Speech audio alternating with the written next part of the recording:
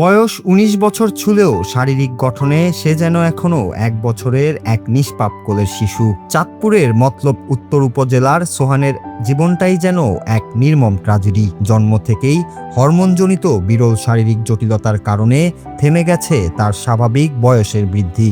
তবে অবাক করা বিষয় হলো, দারিদ্র্যের কশাঘাতে চরম কষ্টে দিন কাটালেও ১৯ বছরের সোহানের প্রতিদিনের একমাত্র আবদার, খাবারের তালিকায় চাই গরম পোলাও আর মাংস। শুনতে বিলাসিতা মনে হলেও ১ বছরের আকৃতির এই সন্তানের মুখের দিকে তাকিয়ে সাধ্যের বাইরে গিয়েও সেই আবদার মেটাতে মেটাতে নিঃস্ব হয়ে দিশেহারা হয়ে পড়েছেন মা বাবা।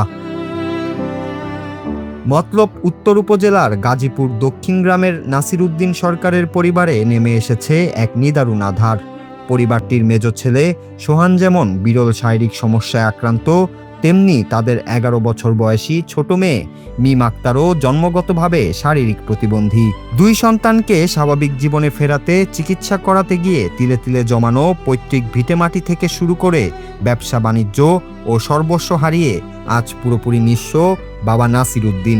অভাবের সংসারে জীবন বিষিয়ে উঠলেও অবুঝ সন্তানের মুখের দিকে তাকিয়ে সাধ্য না থাকলেও পোলাও মাংসের যোগান দিতে আপ্রাণ চেষ্টা চালিয়ে যাচ্ছেন এই বাবা। তিন সন্তান, এক ছেলে প্রতিবন্ধী, আরেক মেয়ে প্রতিবন্ধী। এক মেয়ে ভালো। এখন তাগর নিয়ে এতদিন চলাফেরি করছি, ব্যবসা বাণিজ্য যাওয়াই করছি, তাগর নিয়ে চলাফেরি করছি, খাইছি। এখন যা টাকা পয়সা ছিল সব কিছু আমি তাগর পিছনে খরচ করে, এখন আমার কাছে আর কোনো টাকা পয়সা কোনো কিছু নাই। এখন আমি বর্তমানে এখন এই ছেলেবেলে নিয়ে আমি চলাফেরি করতে পারি।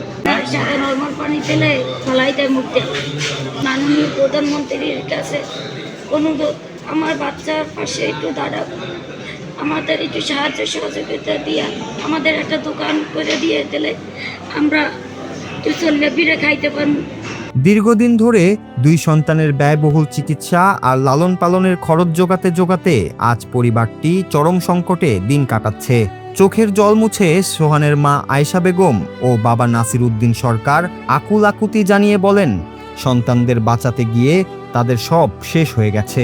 সরকারের কাছে আকুল আবেদন জানিয়ে তারা বলেন, বিত্তবান মানুষ বা সরকার যদি একটু সহায়তার হাত বাড়িয়ে দেয় তবে হয়তো তাদের এই দুর্বিষহ জীবনে কিছুটা হলেও স্বস্তি ফিরে আসবে। যোগাযোগ মাধ্যমে যে সোহান নামের যে ছেলেটি, উনি ১৯ বছর বয়স, কিন্তু হরমোন সমস্যার কারণে তার একটু শারীরিক প্রতিবন্ধকতা রয়েছে।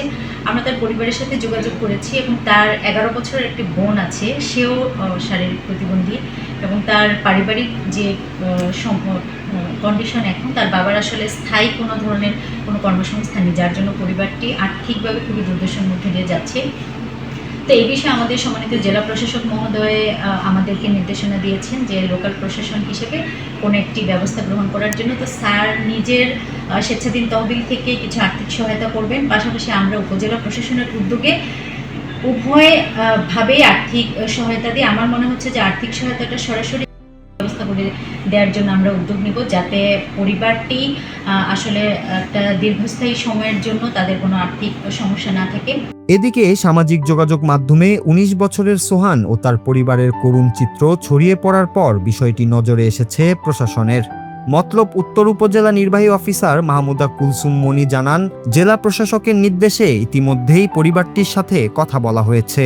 সোহান ও তার বোন মিমের চিকিৎসার পাশাপাশি পরিবারটিকে জেলা ও উপজেলা প্রশাসনের পক্ষ থেকে আর্থিক সহায়তা দেওয়ার সিদ্ধান্ত নেওয়া হয়েছে। সেই সাথে অসহায় এই মা বাবার দক্ষতা অনুযায়ী স্থায়ী কর্মসংস্থানের আশ্বাস দিয়েছে প্রশাসন, যা জীবনযুদ্ধের মুখোমুখি হওয়া এই পরিবারটির জন্য এক নতুন আশার আলো। Bangla TV news desk.